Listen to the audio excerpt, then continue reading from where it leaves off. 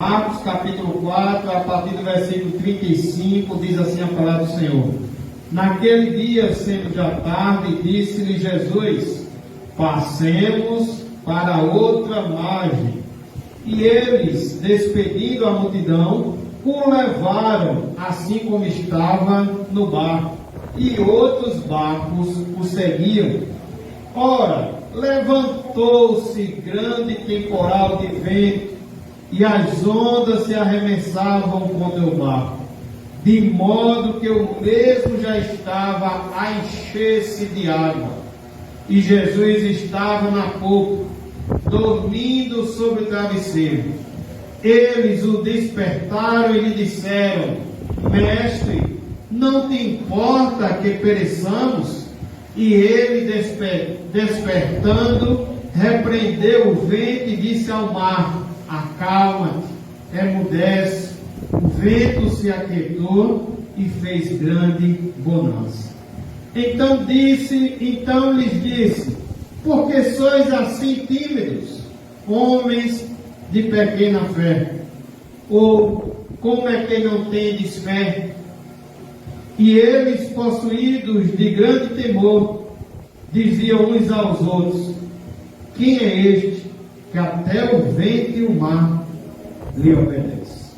Eu quero repetir essa pergunta e assim a gente fazer a oração. Quem é este que até o vento e o mar lhe obedecem? Quem é este, dona Mira, que até o vento e o mar lhe obedecem? Quem é esse, irmã Beth, que até o vento e o mar lhe obedecem? Oremos. Pai querido, abençoa nossas vidas com a tua rica, insondáveis palavras do teu Evangelho, Senhor.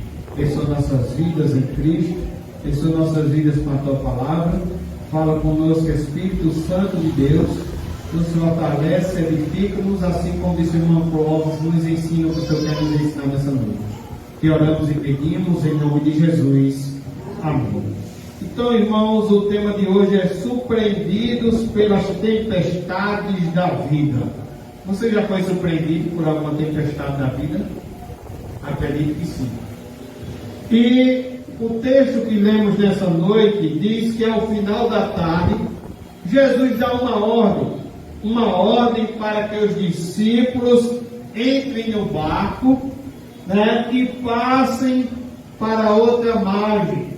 Jesus disse lá no versículo 35, passemos para outra margem.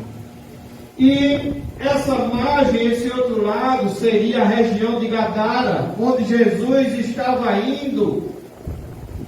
E temos certeza que Jesus estava indo apenas para libertar o demoniado gadareno.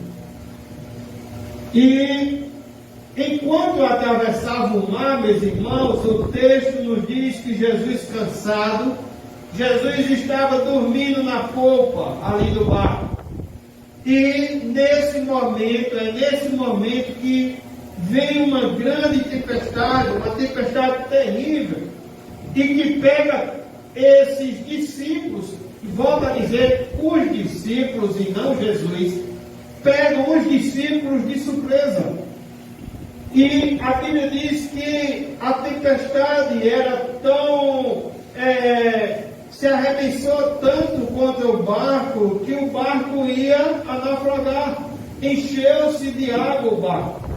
E os discípulos, apavorados, mesmo com medo, mesmo com uma fé deficiente, mas os discípulos clamam a quem? A Jesus. E a gente observa no texto que Jesus desperta do seu sono, ele repreende o vento, o mar e também os discípulos. E aqueles homens apavorados com a fúria do vento, esses homens agora estão maravilhados diante do seu milagre. Por isso, repeti várias vezes nessa noite: quem é este que até o vento e o mar lhe obedecem? E que lições, meus amados irmãos, podemos aprender nesta noite? E eu convido você a observar como primeira lição nesta noite como são as tempestades da vida. A primeira coisa que a gente vai observar é isso. Como é que são as tempestades da vida? Esse texto nos ensina acerca disso. E acerca desse primeiro ponto, tiramos algumas lições. Podemos responder a essa pergunta: como são as tempestades da vida? Em primeiro lugar, as tempestades da vida são inesperadas. Inesperadas significa o que, irmãos? Algo que nos pega de surpresa, algo que não nos avisou, algo que não esperávamos. E as tempestades da vida, elas são assim, elas são inesperadas. E o William Barclay, quando ele traz uma descrição de onde eles estavam, o William Barclay diz que o mar da Galileia era famoso por suas tempestades. Aquele mar era um lugar onde existia um lago de águas doces de 21 quilômetros de comprimento por 14 de largura, a 220 metros abaixo do nível do mar Mediterrâneo, e é cercado de montanhas por 3 lados, que tem até 300 metros de altura.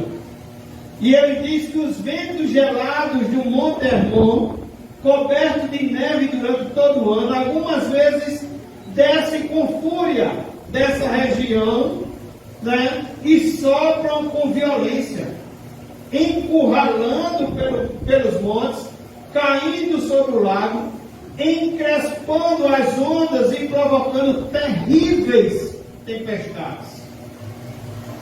A palavra usada aqui para tempestade no original, ela significa terremoto.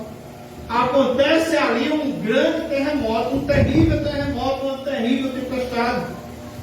E as tempestades da vida, elas são inesperadas. Aplicando a nós, muitas vezes é um acidente, muitas vezes é alguém que está enfermo, muitas vezes é uma crise no casamento, um desemprego. E as tempestades, elas são inesperadas porque elas não mandam telegrama. Elas chegam em nossa vida sem mandar recado e sem pedir licença. As tempestades, algumas vezes, nos pegam de surpresa e nos deixam profundamente, irmãos, abalados. E como seguidores de Cristo, devemos estar preparados para as tempestades da vida, porque, olhando para as Escrituras, o próprio Jesus nos avisou que no mundo teríamos aflições, e olhando para as Escrituras, olhando por essa leitura bíblica de hoje, vemos que elas virão, irmãos. As tempestades, elas vêm em nossas vidas. Isso não deve ser novidade para o crente. Isso não deve ser novidade para nenhum de nós. Agora, o que aprendemos é que elas vêm, mas muitas vezes elas vêm como? Elas vêm de modo inesperado. John Charles Healy diz que os discípulos tinham passado o dia ouvindo o mestre e fazendo sua obra. E o que John Charles Healy quer nos chamar a atenção é de que mesmo passando o dia com o mestre, mesmo fazendo a obra que o mestre estava fazendo, acompanhando o mestre, mesmo o mestre estando no barco, as tempestades da vida vêm em nossa volta. Eles amavam a Jesus e tinham deixado tudo para seguir Jesus. Estavam fazendo a obra de Jesus, mas isso não os poupou do mar revolto. Isso não os poupou de vir as tempestades da vida. As aflições, as tempestades da vida, irmãos, fazem parte da jornada do cristão. Isso não deve ser novidade para nós. Então, em primeiro lugar, como é que vem as tempestades da vida? Em primeiro lugar, ela vem de modo inesperado. Em segundo lugar, irmãos, a tempestade da vida são perigosas. Se você observar o texto em Marcos, capítulo 4, versículo 37, deixe sua Bíblia aberta e vá acompanhando. As tempestades da vida são perigosas. Por quê? Olha o texto. Ora, levantou-se grande, a Bíblia faz questão de dizer grande temporal, de vento, como aqui eu já disse, no sentido de terremoto, né? No sentido de uma grande e terrível tempestade, e as ondas se arremessavam. Além de ser um grande temporal, o texto é bem claro, ainda se arremessava contra o barco, de modo que o mesmo já estava a encher-se de água. O que é que acontece quando o barco está a encher-se de água? Mateus diz que o barco era varrido pelas ondas. Marcos nos diz isso, que se levantou grande temporal de vento e as ondas se arremessavam contra o barco, de modo que o mesmo já estava a encher-se de água. No livro de Lucas, a mesma passagem diz que sobreveio uma tempestade de vento no lago, correndo eles o perigo de sossobrar, que significa correndo eles o perigo de submergir, de naufragar, de afundar-se. Então as tempestades da vida, elas são inesperadas, e além de ser inesperadas, ainda são perigosas. Elas se arremessam contra nós. Elas vêm com ímpeto contra nós. As tempestades da vida, irmãos, são ameaçadoras. Elas são perigosas. São verdadeiros abalos e terremotos na vida. Chegam de repente e de forma destruidora. Muitas vezes, irmãos, as tempestades chegam de forma tão forte que deixam as estruturas de nossas vidas abaladas. Põe no chão aquilo que levamos há anos para construir. Às vezes, quem sabe, um casamento edificado com abnegação e com muito amor, que de repente vira uma tempestade de infidelidade conjugal. Às vezes é um sonho que tem buscado com tanto carinho que se transforma, quem sabe, já num pesadelo. Às vezes, de repente, uma doença incurável que abala a família. Às vezes, um acidente trágico que ceifa a vida, uma vida cheia de vigor.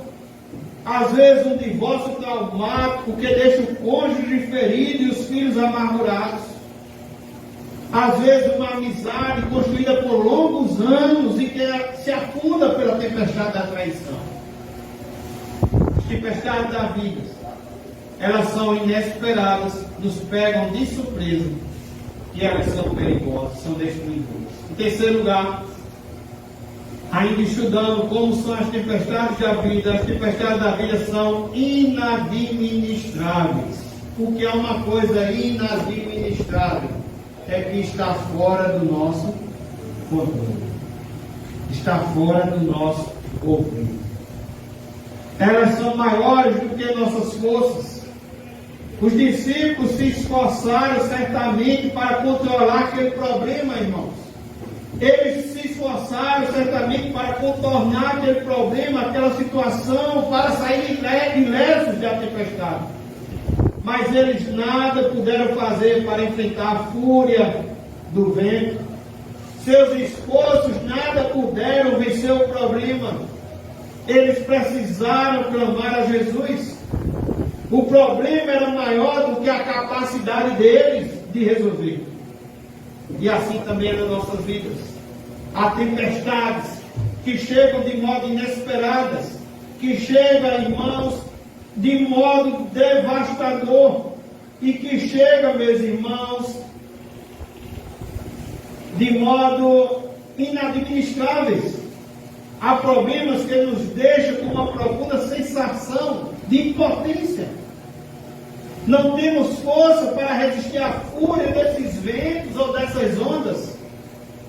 Em 2 Crônica, capítulo 20, a gente vê um exemplo que Josafá, rei de Judá, se encontrou com um problema sem saída. Ele é encurralado. Josafá foi ameaçado por 3 inimigos que se armaram para atacar Jerusalém. Mandaram-lhe um recado ameaçador, dizendo que o rei não podia escapar de suas mãos.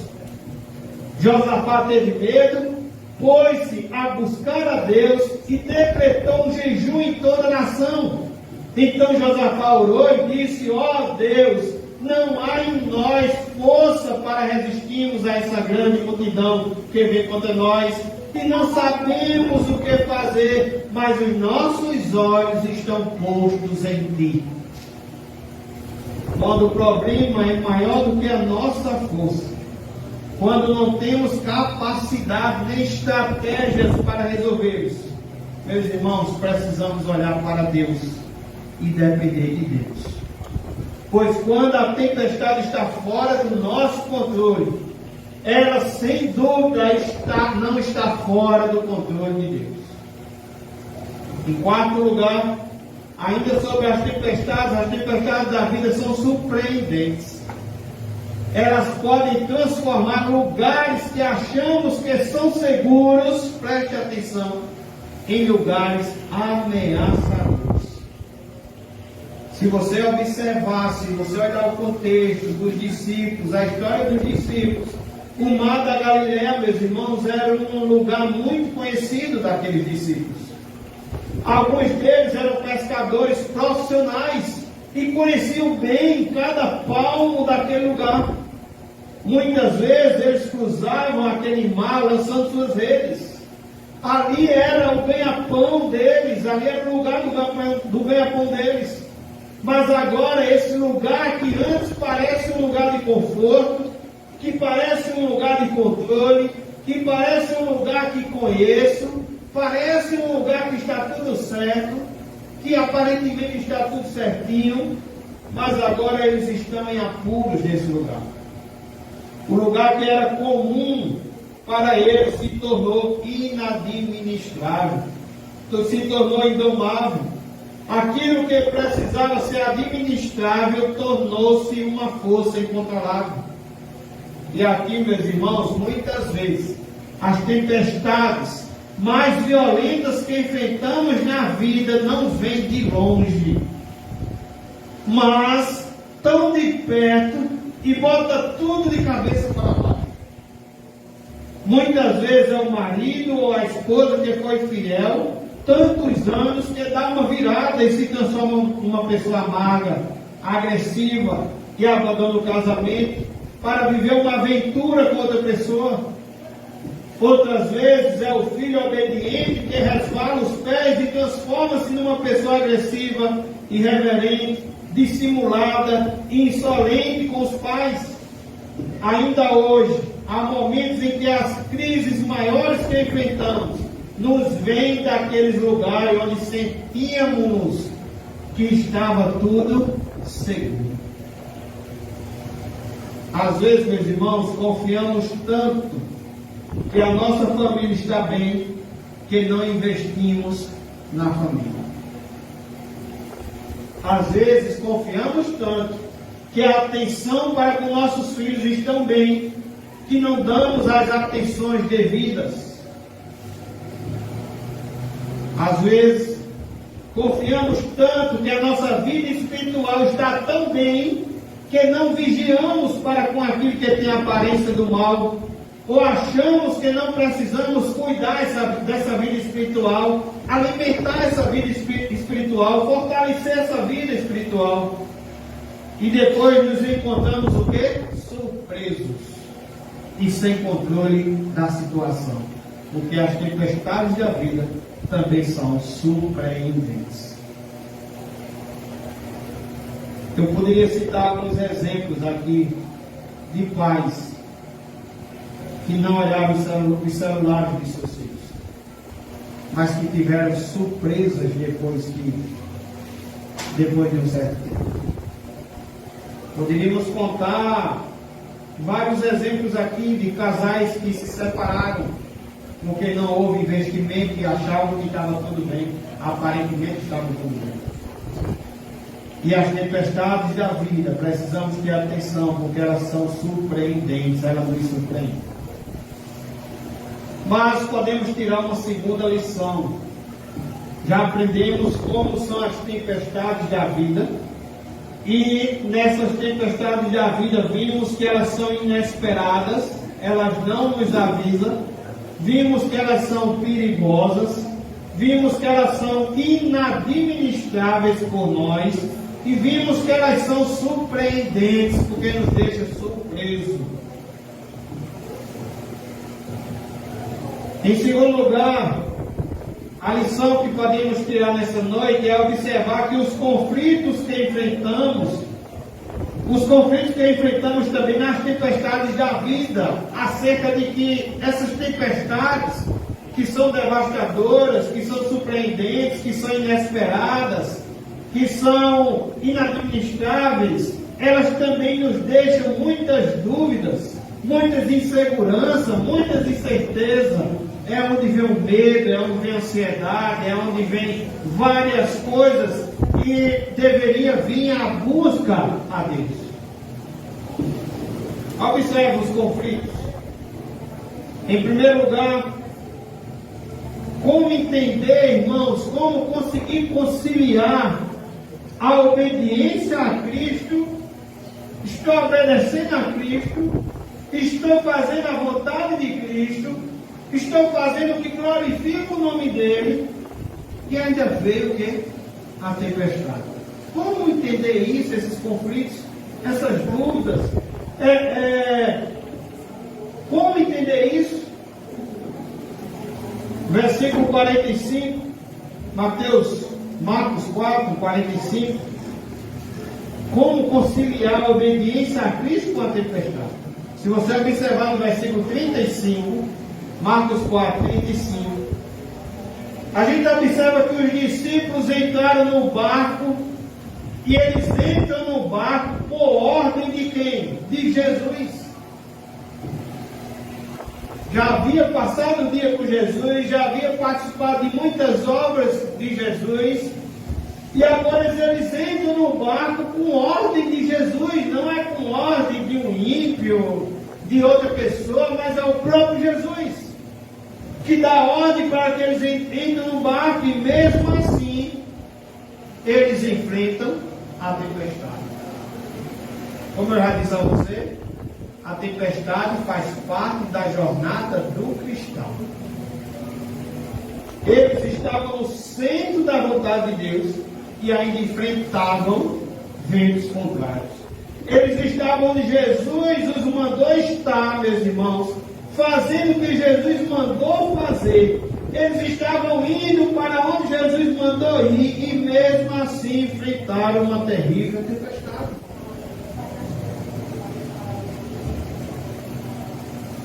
Jonas, por exemplo, a gente observa que Jonas enfrentou uma tempestade porque desobedeceu a Deus. Jonas enfrenta uma tempestade, mas enfrenta porque desobedeceu a Deus.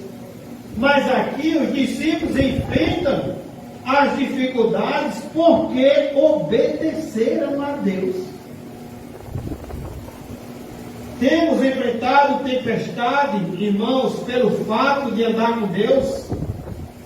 Temos enfrentado tempestade pelo fato de obedecer aos mandamentos de Jesus. Temos sofrido oposição e perseguição por ser fiel a Deus.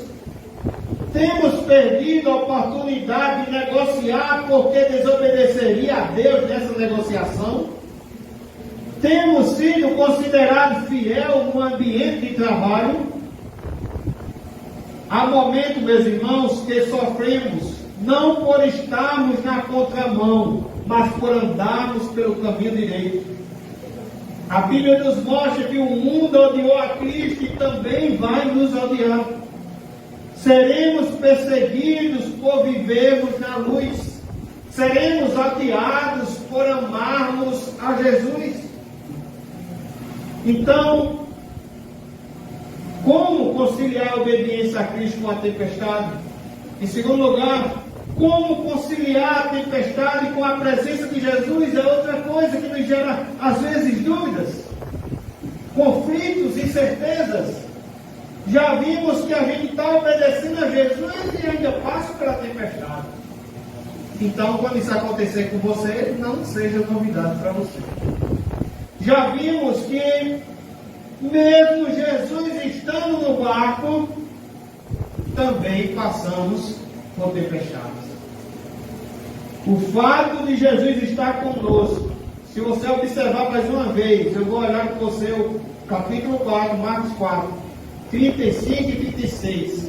Naquele dia, sendo já tarde, disse-lhe Jesus: passemos para outra margem. Jesus está dizendo: passemos. Jesus vai com eles. E no versículo 36, e eles, despedindo a multidão, o levaram a quem? A Jesus, assim como estava no barco. O fato de Jesus estar conosco não nos poupa de certas tempestades. Ser cristão, meus irmãos, não é viver numa redoma de vidro. Ser cristão não é viver numa estufa espiritual. O céu não é aqui. Jesus foi a uma festa de casamento e a gente observa que mesmo Jesus estando na festa de casamento, faltou o quê? Faltou o vinho. Um crente que anda com Jesus pode muitas vezes enfrentar também terríveis tempestades. Jesus passara todo aquele dia ensinando os discípulos as parábolas do reino, é o que temos antes dessa passagem, mas agora viria uma lição prática para os seus discípulos.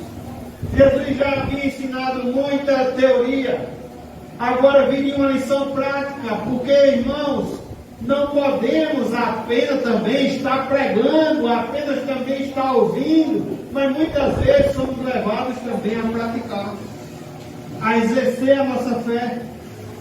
A tempestade, meus irmãos, ajudou os discípulos a entenderem que podemos confiar em Jesus na tempestade da vida.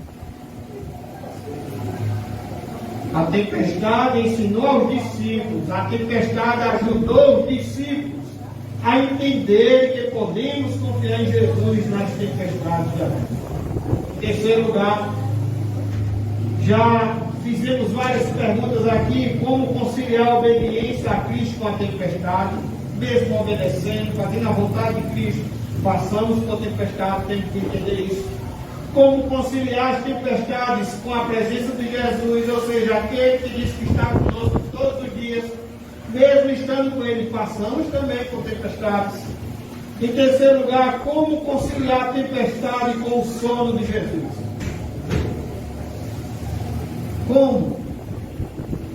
Como passar por uma tempestade? Como conciliar essa tempestade?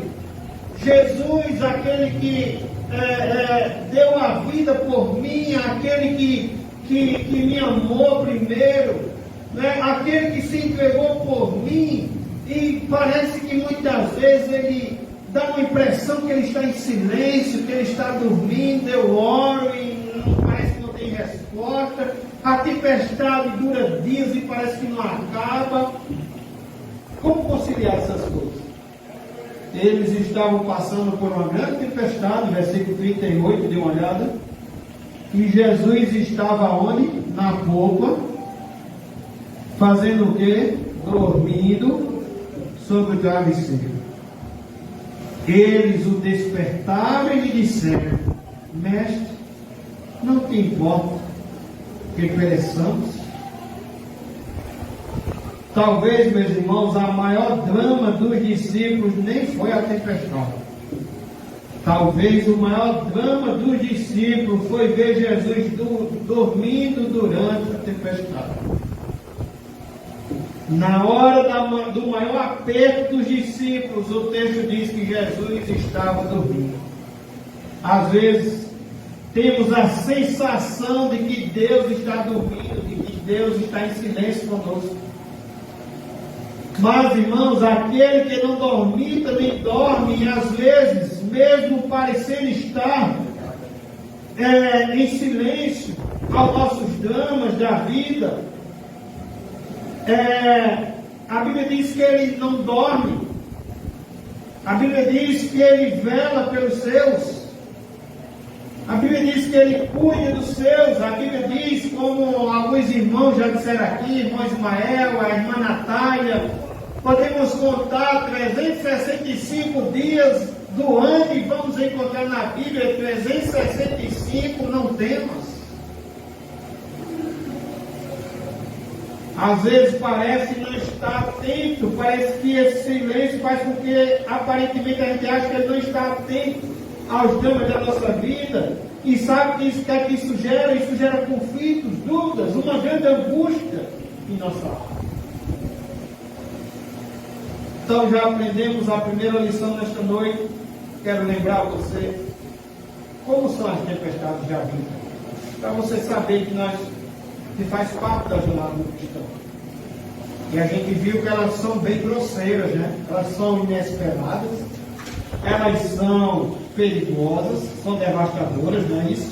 Elas são inadministráveis, perdemos o controle, não temos mais ferramentas, não sabemos mais o que fazer. As tempestades da vida são surpreendentes, porque também nos pegam de surpresa, onde muitas vezes achamos que isso não ia acontecer, que estava tudo certo, que estava tudo seguro, que isso nunca aparentou acontecer. Em segundo lugar, essas coisas também surgem conflitos, porque como conciliar, obedecer a Cristo e mesmo assim já passar por tempestades? Como conciliar estar com Cristo está conosco no barco e ainda assim passar por tempestades? Como conciliar passar por tempestades e aparentar que o Senhor está dormindo, está em silêncio para conosco? E a terceira lição desta noite é que existem 3 grandes perguntas aqui nesse texto. E esse texto ele é muito conhecido por essas 3 perguntas. E quero observar com vocês sobre as grandes perguntas feitas na tempestade da vida. Primeira pergunta é dos discípulos. Olhem para o versículo 38. Primeira pergunta é dos discípulos. Diante das tempestades inesperadas, inadministráveis, surpreendentes, devastadoras, diante da presença de Jesus, e mesmo assim passar por tempestade, diante da tempestade, Jesus está dormindo.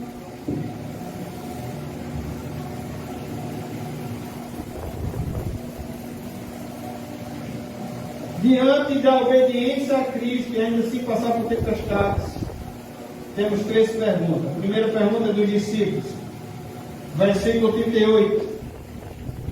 Eles o despertaram e disseram, e a pergunta é essa, aos discípulos. Quem sabe muitas vezes foi sua pergunta: mestre, não te importa que pereçamos? E essa pergunta dos discípulos nos ensina algumas coisas.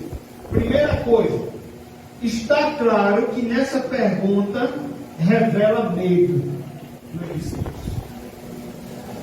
Os discípulos estão com medo por conta da tempestade. Essa pergunta, mestre, não te importa que pereçamos? Essa pergunta existe a presença do medo. A tempestade, meus irmãos, provoca medo e dor em nós, porque ela é maior do que nós. Marcos 4:38, o medo aqui está registrado, mestre, não te importa que pereçamos? Em Mateus, quando se trata desse medo, os discípulos dizem: Senhor, salva-nos, perecemos.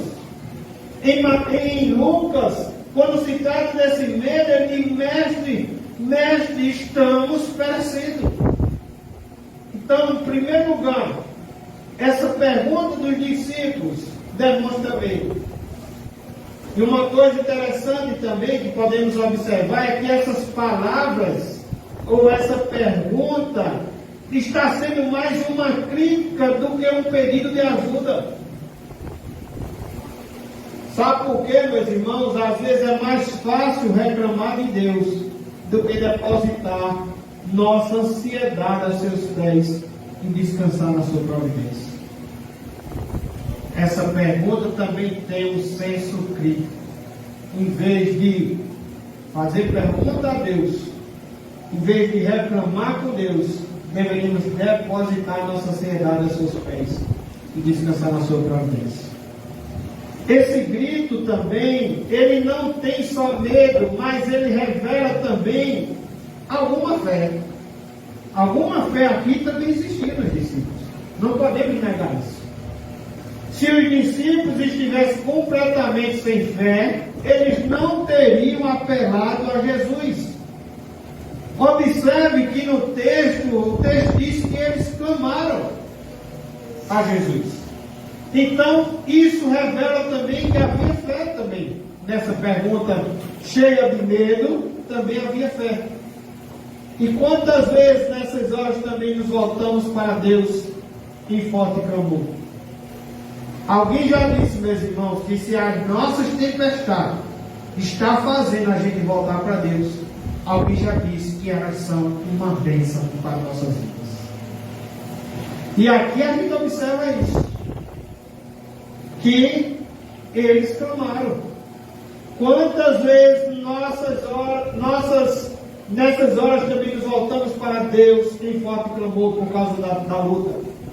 Quem sabe muitas vezes estamos sem orar, corremos logo e dobramos nosso joelho no nosso quarto, já queremos chorar feito um menino atrás da sua mãe.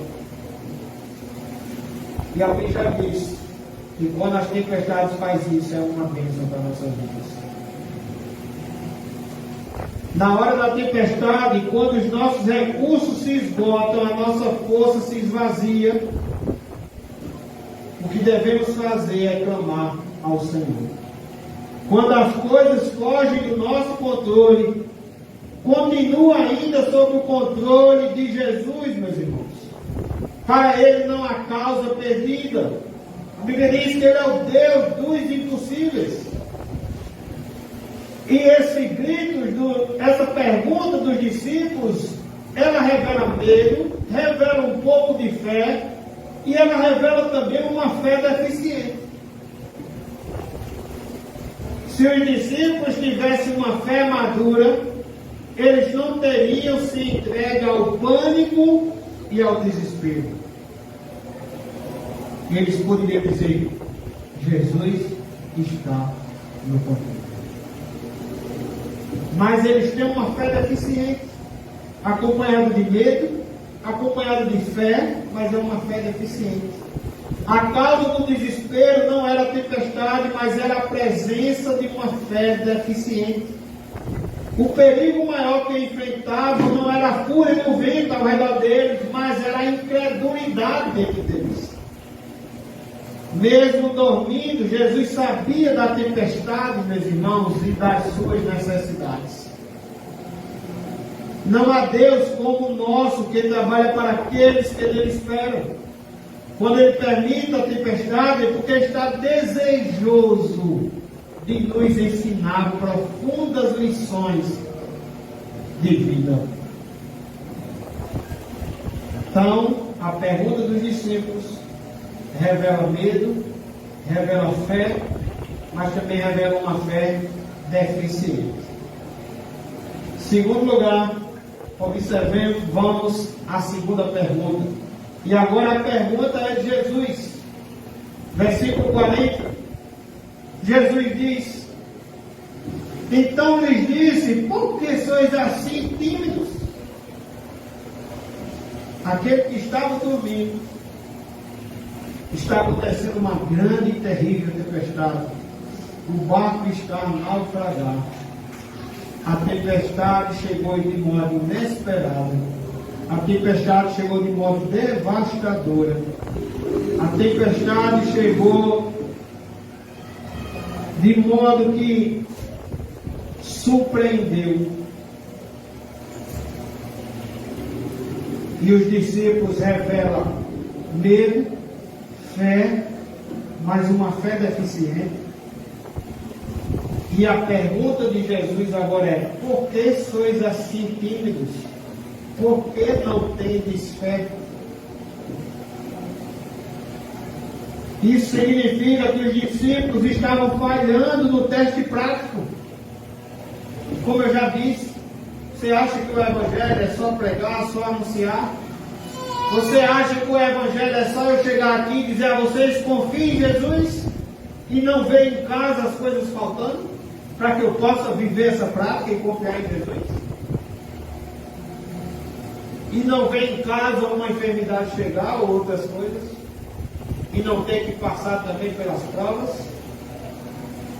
E a pergunta de Jesus é: por que sois assim tímidos? Por que não teres fé?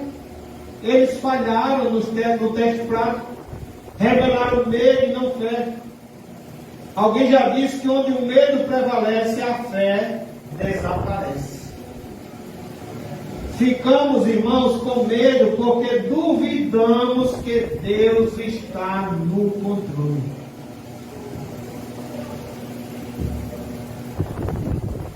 Essa semana eu vi um irmão, não da nossa igreja, e tive o privilégio de poder ajudá-lo. Esse irmão estava perturbado, porque foi receber sua aposentadoria e de repente não tinha dinheiro. E nisso ele criou um bocado de coisa na mente dele, ficou perturbado, e ligou para mim, faz isso e faz aquilo. E de repente ele, no outro dia, ele vem, resolve a situação e ainda descobre que ainda tem R$3.000 para receber. E eu disse a ele, meu irmão, a gente passa pelas coisas, a gente duvida, a gente faz perguntas, a gente perde a paz, o sono, e lá na frente a gente tem que se ajoelhar e dizer: perdão, Senhor, porque eu não confiei em ti. É desse mesmo jeito. Ficamos com medo porque duvidamos que Deus está no controle. Enchemos nossa alma de pavor, porque pensamos que as coisas estão fora do controle. O irmão, no outro dia, resolveu a sua situação, recebeu a aposentadoria e ainda tem mais R$3.000 para receber.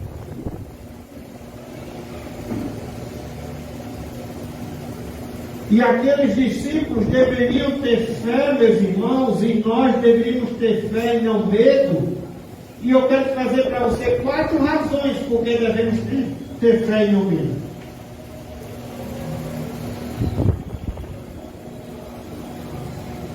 Primeiro lugar, porque você não deve ter medo. Primeiro lugar, porque os discípulos não deveriam ter medo de ter fé. Primeiro lugar, está a promessa de Jesus. Versículo 35. Versículo 35. Jesus disse: passemos. No final do 35, parte B, passemos para outra margem. Passemos para outra margem. Quem está falando é Jesus, o Filho de Deus, aquele que criou o céu e a terra, aquele que é por ele, por meio dele, para ele todas as coisas. Ele diz: passemos para outra margem. Meus irmãos, a primeira coisa que temos razão de ter fé e não medo é as promessas do Senhor em nossas vidas.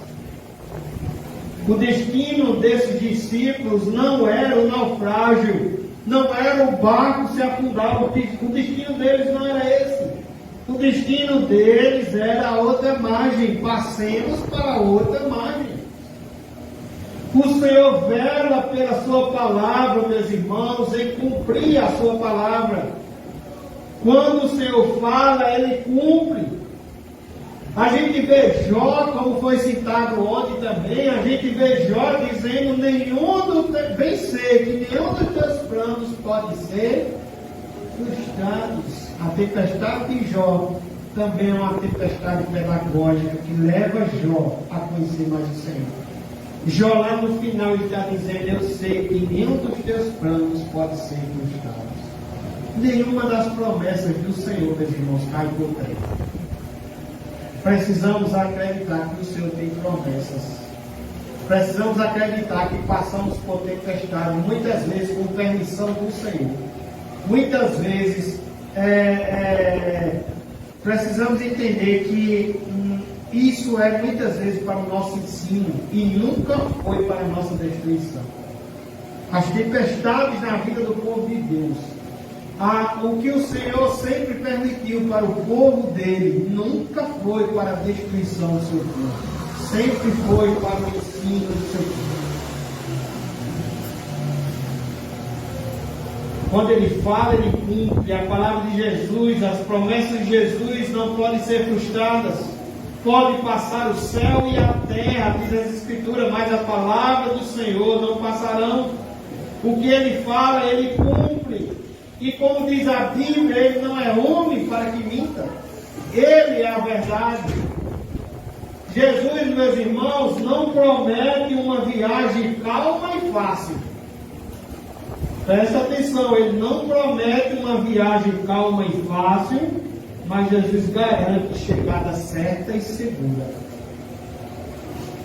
Dr. Russell Shedd, uma vez, ele disse que tinha toda certeza, convicção, que naquele grande dia que o Senhor iria voltar, ele tinha certeza que o Senhor ia passar a vista no seu povo. E o Russell Shedd disse: eu vou estar lá no meio. Talvez eu esteja lá com o olho furado, talvez eu esteja lá sem braço, talvez eu esteja lá sem perna, mas eu vou estar lá. Jesus não promete viagem calma e fácil, mas garante chegada certa e segura. Jesus não nos promete ausência de luta, mas promete vitória garantida. A palavra de ordem de Jesus, quando Ele diz passemos para outra margem, tornou-se uma promessa segura, meus irmãos, de Jesus. Essa promessa deveria ter encorajado e fortalecido os discípulos. Nós devemos, em vez de ter medo ou uma fé deficiente, nós devemos ser encorajados com o que o Senhor já nos prometeu, com o que o Senhor já nos tem prometido. Efésios vai dizer que nós já fomos abençoados por todas as bênçãos nas regiões celestiais. A Bíblia diz que o que está em nós é maior do que o que está no mundo. O Senhor mostra na sua palavra que um pardal não toca os pezinhos no chão sem que ele fique sabendo. Ele mostra que sabe todos os nossos filhos, de cabelo da cabeça. Ele sabe todas as estrelas, conhece pelo seu nome, chama cada uma pelo seu nome. Quando o medo assaltar a sua fé, agarre-se nas palavras e nas promessas de Jesus. Para Ele não há impossíveis. Ele caminha sobre as ondas, Ele pode ter uma guerra, Ele salva o perdido, Ele cura o enfermo, Ele levanta o caído, Ele faz novas todas as coisas. Essa é a primeira razão por que não devemos ter medo e sim fé. É a promessa de Jesus. Segunda razão, porque não devemos ter medo e sim fé, é a presença de Jesus. Assim também deveriam ser os discípulos. Versículo 36. E eles, despedindo a multidão, o levaram assim como estava no barco. Jesus estava no barco. Então esse era mais um motivo, além da sua promessa de ir para outra margem, Jesus estava presente com os discípulos. Mais um motivo, mais uma razão para mim não ter medo e ter fé. É a presença de Jesus que nos livra, irmãos, do temor. Davi diz que ainda que andasse pelo vale da sombra da morte, não temeria mal algum. Não porque o vale seria um caminho seguro, não porque a circunstância era fácil de enfrentar, mas o motivo, irmãos, é a presença de Deus, porque tu estás comigo. A presença de Deus nas tempestades é nossa âncora e nosso porto seguro. O profeta Isaías ergue sua voz em nome de Deus e diz que quando tivermos que passar pelas águas revoltas do mar da vida, Deus estaria conosco. Quando precisássemos cruzar os rios caudalosos, eles não nos submergeriam.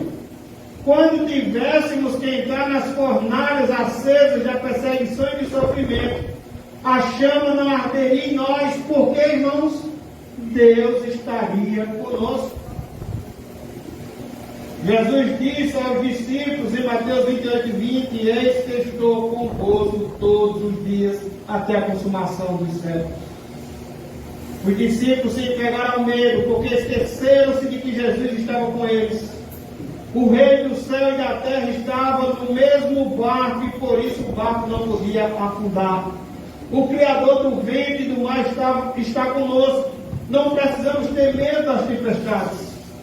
As coisas, irmãos, mais uma vez volta a dizer, podem fugir do nosso controle, mas o Senhor, do céu e da terra, prometeu estar conosco sempre.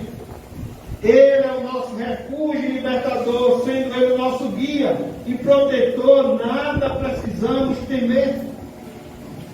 Em terceiro lugar, mais uma razão, porque não deveriam ter medo, além da promessa de Jesus de passar por outra margem, além da presença de Jesus, em terceiro lugar, a paz de Jesus. No versículo 38, somos informados que Jesus está na popa, dormindo sobre o travesseiro. Enquanto a tempestade rugia com toda a fúria, Jesus estava dormindo. Jesus descansa, meus irmãos, e faz isso porque Ele está certo que o Pai cuidará dele e de todas as coisas. Ele dormiu por duas razões. Dormiu porque descansava totalmente na providência do Pai. Dormiu porque sabia que a tempestade seria um método de ensino na vida dos seus discípulos. Deveríamos aprender com a paz de Jesus. Em quarto lugar, mais uma razão porque os discípulos deveriam ter fé e não medo, é o poder de Jesus. Versículo 39. Diz o texto que ele, despertando, repreendeu o vento e disse ao mar: acalma, emudece. O vento se aquietou e fez-se grande bonança. Aquele que estava no barco com os discípulos é também o Criador da natureza. Ele, meus irmãos, controla o universo, a natureza, controla todas as coisas. A própria natureza ouve a sua voz e o obedece. Seguimos ao Senhor que tem todo o poder e autoridade, isso no céu e na terra. Ele trabalha em nosso favor, Ele nos conheceu e nos amou antes da fundação do mundo, diz a Bíblia. Ele já nos destinou para a glória. Ele nos chamou e converteu o nosso coração, somos dele. Ele cuida de nós, somos a menina dos seus olhos.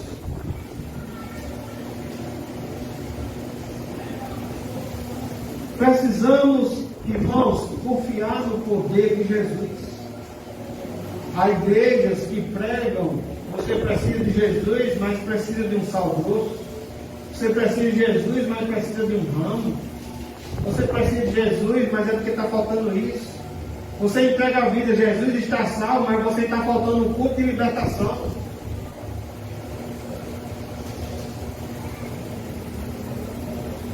O pastor ontem falou que às vezes tratamos de Deus como se Deus precisasse de nós. Como se Deus fosse aquele que estaria implorando que você entregasse a vida a Ele. Como se Deus fosse um Deus que não é completo e que para se completar precisa de nós, depende de nós. Onde na verdade nós é que dependemos do Senhor. Nós é que precisamos do Senhor. A Bíblia diz que aquele que está em suas mãos, ninguém mais arrebata. Precisamos acreditar no poder de Jesus e Ele é autossuficiente, meus irmãos, para confiarmos. Sendo assim, meus irmãos, Jesus tem poder para repreender também os problemas que nos atacam. A enfermidade que nos assola. Jesus tem poder para a crise que nos cerca. Jesus tem poder, meus irmãos, contra as aflições que nos oprimem. Jesus repreendeu o mar pela sua fúria e depois repreendeu os discípulos pela sua falta de fé. Muitas vezes, a tempestade mais perigosa não é aquela que levanta os ventos e agita o mar, mas a tempestade do medo e da incredulidade. O nosso maior problema não está ao nosso redor, mas dentro de nós. Mas o Senhor é nosso defensor. Ele é o nosso escudo. não precisamos temer. Por último, irmãos, encontramos a terceira pergunta. A pergunta dos discípulos, que eu acredito que também é a pergunta da multidão. Porque a gente observa no texto que os discípulos entram no barco com Jesus, mas tem a informação também de que outros barcos também o seguiam. Então a pergunta dos discípulos de Jesus e as perguntas de todos que assistiram aqui, os feitos do Senhor, a pergunta está no 41. Quem é este que até o vento e o mar lhe obedecem? Jesus é o mestre supremo que veio estabelecer o reino de Deus. Se a gente observar no versículo 34, Jesus está ensinando por parábolas. E no versículo 38, Jesus está ensinando dormindo. Porque ele é aquele mestre supremo que veio estabelecer o reino de Deus. Jesus ensinou através das parábolas do reino e também através da tempestade. Seus métodos são variados, irmãos. Seu ensino é eficaz. Ele é o grande mestre que nos ensina pela Escritura. E também, meus irmãos, é o grande mestre que nos ensina pelas circunstâncias da vida. Devemos aprender com ele e sobre ele. Em segundo lugar, Jesus é perfeitamente homem, versículo 38. Nos informa que ele está dormindo. O sono de Jesus mostra-nos perfeitamente sua humanidade. Ele também era homem, 100% homem. Com exceção, porque sem pecado, com exceção na questão do pecado. E João vai dizer que o Verbo se fez carne, Deus se fez homem, irmãos, entre nós. Quem pode crer na encarnação de Jesus não deveria mais duvidar de nenhum de seus gloriosos milagres. Jesus é perfeitamente homem. Jesus é perfeitamente Deus. Versículo 39. E ele, despertando, repreendeu o vento e disse ao mar: calma-te, emudece. O vento se aquietou e fez grande mudança. Porque ele é perfeitamente Deus. Ele é o Criador, sustentador e o interventor da natureza. O vento ouve a sua voz, o mar se acalma quando ele fala. Todo o universo se curva diante da sua autoridade. Ele é verdadeiramente Deus. Ele, meus irmãos, é ele que livra o seu povo e acalma as nossas tempestades. É ele que acalma os terremotos da nossa alma. O mesmo Jesus que dormiu exausto depois de um dia de ensino, levanta-se e repreende o vento e o mar, porque ele é verdadeiramente Deus. Em quarto lugar, Jesus é o benfeitor desconhecido. O texto diz que outros barcos o seguiam. Então, meus irmãos, algumas pessoas que enfrentavam a mesma tempestade naquele mar, seguindo a caravana em outros barcos, foram também beneficiadas, sem saber que a bonança era a intervenção de Jesus. Isso nos ensina que há muitas pessoas que recebem milagres e livramentos, mas não sabem que esses prodígios vieram das mãos de Jesus. Em quinto lugar, e último, Jesus é aquele que tem toda a autoridade para libertar o aflito. Versículo 39. E ele, despertando, repreendeu o vento e disse ao mar: acalma-te, emudece. O vento se aquietou e fez-se grande bonança. E versículo 41. E eles, possuídos de grande temor, diziam uns aos outros: quem é este que até o vento e o mar lhe obedece? A pergunta é: quem é este, meus irmãos? Quem é este para você que até o vento e o mar lhe obedece? Diante de uma tempestade inesperada, diante de uma tempestade devastadora,